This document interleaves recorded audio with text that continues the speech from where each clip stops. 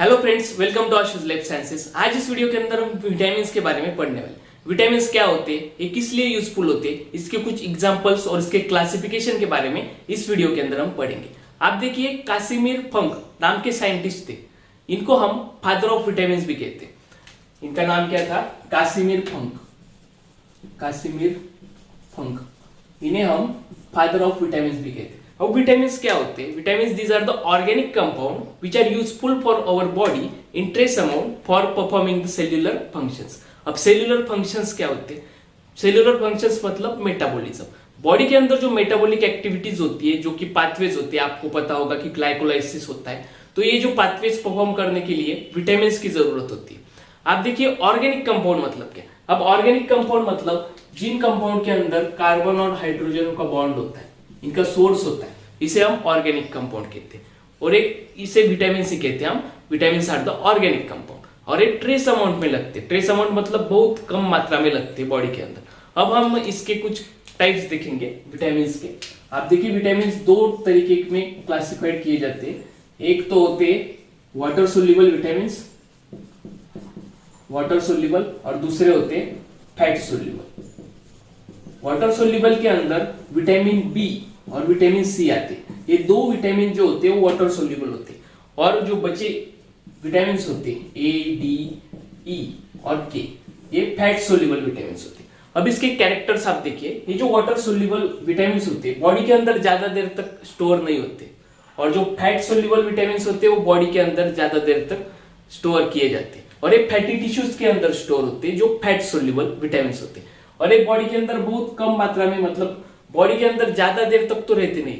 और इनकी अगर हम बात करें, विटामिन ए, डी, ई और के, ये बॉडी के अंदर महीनों तक रह सकते हैं। और एक बात आप ध्यान में रखिए, सभी विटामिन हमारे बॉडी के अंदर बनते नहीं है। कुछ विटामिन होते हैं जो बाहर से आते हैं, हमें इसेंशियल होते हैं, लेने पड़ते हैं। अब कौन से विटामिन बॉडी के अंदर बनते हैं ये आप देखिए, vitamin D, vitamin K and some B complex vitamin. B complex के कुछ विटामिन होते हैं, ये हमारे बॉडी के अंदर बनते हैं, ये सिंथेसाइज होते हैं, इसलिए ये इसेंशियल नहीं होते। और जो बाकी बची विटामिन होते हैं वो हमारी बॉडी के अंदर नहीं बनते, इसलिए इसेंशियल होते हैं, हमें उसे बाहर से लेना पड़ता है। अब आप देखिए, विटामिन के जो कॉमन नेम्स है, यहां पर मैंने लिखा है, देखिए विटामिन ए। विटामिन ए का जो कॉमन नेम है, इसे हम रेटिनॉल भी कहते हैं। अब रेटिनॉल की अगर डिफिशियंसी हो जाए तो नाइट ब्लाइंडनेस डिसीज होता है, उसे ठीक से दिखाई नहीं देता, ये डिसीज होता है। उसके बाद में आप देखिए विटामिन डी। विटामिन डी को हम कैल्सीफेरॉल कहते हैं, और कैल्सीफेरॉल इसका अगर कम मात्रा में हो जाए, ये कैल्सीफेरॉल, तो रिकेट्स नाम का डिसीज होता है। और विटामिन डी आपको पता है कि सनलाइट इसका नेचुरल सोर्स है, और ये बॉडी के अंदर सिंथेसाइज होता है विटामिन डी। उसके बाद में विटामिन ई।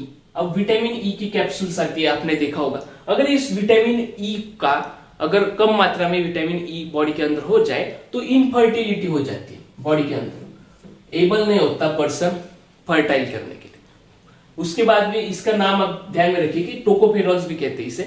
उसके बाद में विटामिन के। अब ये विटामिन के भी है, ये भी सिंथेसिस होता है बॉडी के अंदर, डी और के। अब विटामिन के को क्यूनोन्स कहते हैं। और जो ब्लड क्लॉटिंग होती है, अगर किसी को चोट आ जाए, चोट आ जाने के बाद में ब्लड की जो क्लॉटिंग होती है वो इस विटामिन की वजह से नहीं होती। अगर ये विटामिन बॉडी के अंदर कम मात्रा में है और नहीं है तो बॉडी की क्लॉटिंग नहीं होगी, ब्लड की क्लॉटिंग नहीं होगी, खून बहता रहेगा। ठीक है। उसके बाद में ये जो आप देख रहे हैं, ये बी कॉम्प्लेक्स विटामिन है। ये सभी बी कॉम्प्लेक्स विटामिन है। इनमें vitamin B1, B2, B3, B5, B6, B7, B9 और B12 आता है। अब आप इसका कॉमन नेम देखें, B1 को हम थायमिन भी कहते हैं। विटामिन B1 को हम थायमिन कहते हैं। अब अगर इसकी डिफिशियंसी हो जाए तो बेरी नाम का एक डिसीज होता है, ये हो जाता है अगर विटामिन B1 की डिफिशियंसी हो जाए। इसके बाद में B2 को हम राइबोफ्लेविन कहते हैं। इससे ड्राई स्किन हो जाती है, स्किन होती है उसको मॉइस्चराइज नहीं प्रोवाइड करा जा सकता, इसलिए कुछ लोग जिनकी ड्राई स्किन होती है उन्हें हम डॉक्टर B2 कैप्सूल्स रिकमेंड करते हैं, विटामिन B2 कैप्सूल्स। अब B3 क्या होता है? इसे हम नायसिन कहते हैं। इससे पेलाग्रा होता है। पेलाग्रा प्रिवेंशन फैक्टर्स जो कुछ होते हैं वो इस विटामिन से रिलेटेड है, विटामिन B3। उसके बाद में आप देखिए B5। अब B5 को हम पेंटोथेनिक एसिड कहते हैं, और ये रेयर, मतलब इसको हम कह नहीं सकते क्या होता है। उसके बाद में आप देखिए B6, इसको हम पायरोड ऑक्सीजन कहते हैं। इससे एनीमिया डिसीज कॉज होता है। अब एनीमिया आपको पता ही होगा, आप कमेंट सेक्शन में बताना क्या होता है एनीमिया डिसीज। उसके बाद में आप देखिए B7 बायोटिन। अब इससे क्या होता है, हेयर फॉल होता है।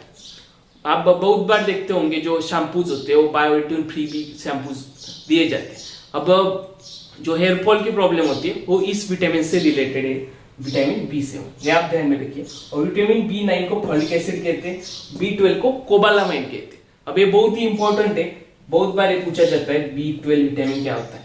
अब इससे एनीमिया डिसीज कॉज होता है। एनीमिया डिसीज इनमें कॉमन है B6, B9, B12, ये आप ध्यान में रख सकते हैं। उसके बाद में एक इसेंशियल विटामिन आप देखिए, एक टाइप इसका है वाटर सोल्यूबल का विटामिन सी, और विटामिन सी को हम एस्कॉर्बिक एसिड कहते हैं, एस्कॉर्बिक एसिड। अब ये विटामिन की अगर डिफिशियंसी हो जाए तो स्कर्वी नाम का डिसीज होता है, स्कर्वी। और या फिर जो ब्लीडिंग गम होता है, दांतों के अंदर खून आना लगता है, हमारे मसूड़ी के अंदर से खून आने लगता है, तो ये विटामिन सी की डिफिशियंसी की वजह से होता है। आप एक बात तो ध्यान रखिए कि विटामिन डी, विटामिन के और कुछ बी कॉम्प्लेक्स की विटामिन, इनमें से ये बॉडी के अंदर सिंथेसाइज होते हैं, ये इसेंशियल नहीं होते, बॉडी के अंदर ये बनते हैं नेचुरली। मुझे लगता है कि आपको ये टॉपिक समझ में आ गया होगा। अगर आपको इस वीडियो के अंदर कोई डाउट है तो आप कमेंट सेक्शन में पूछ सकते हैं। Thank you very much for your patience listening.